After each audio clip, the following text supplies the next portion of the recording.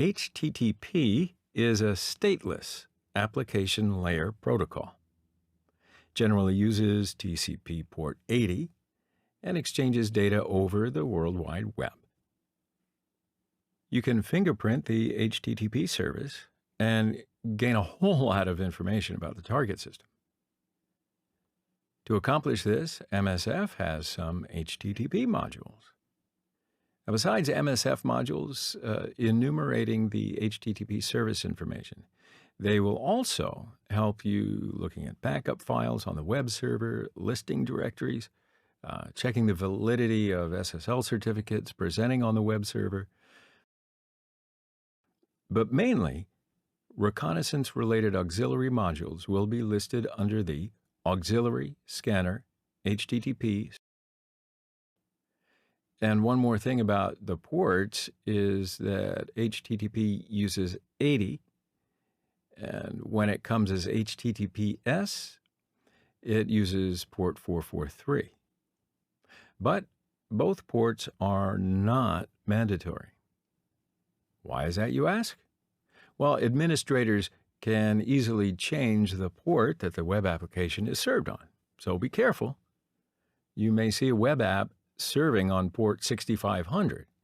That's nothing new for a pen tester. So let's jump into a practice session. So I think you probably have many HTTP services running on your targets. So let's view them using the services command. And you see there are a lot of HTTP services. And let's have a look at the port numbers. In the real world, it is the same. But here, there are only HTTP services, right? So I can also look for HTTP with SSL, like this. There, another port number comes up. And just like I did before, I will search for HTTP-related auxiliaries.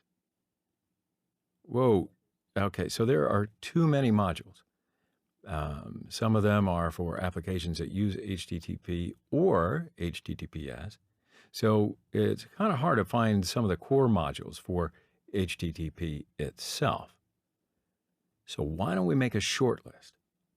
That's going to be a handy shortcut for you to start with enumerating HTTP. So let's go back to services. Okay, so now I want to show you something. Look what you have here, a web dev service.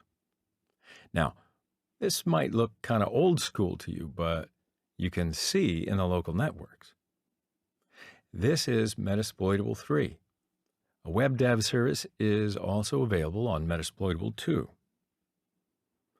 So you can use all these modules in the lab to improve your skills, but I'll intentionally choose HTTP put module. Show me the options. Right, so this module will use HTTP put as the method to test if the web server allows for uploading a junk file. But the module wants a path variable.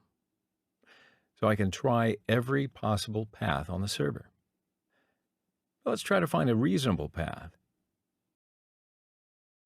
So at this point, I'll use another module, crawler, and then this module will crawl pages and list the paths on the server.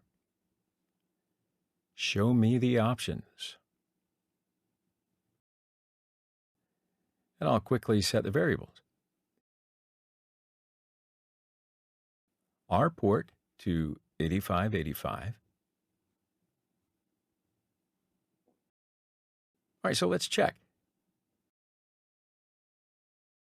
And run the module.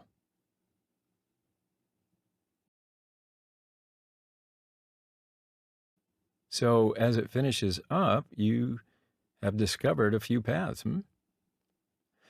And here, the uploads path probably is what you were looking for. So what I'm going to do is I'll use this path, and I'll turn back to the HTTP put module.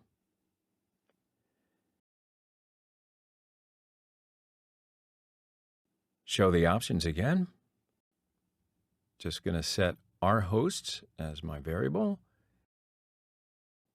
Set path to uploads. Everything looks good. So let's run the module. And it happens very quickly. There it is. You're successful.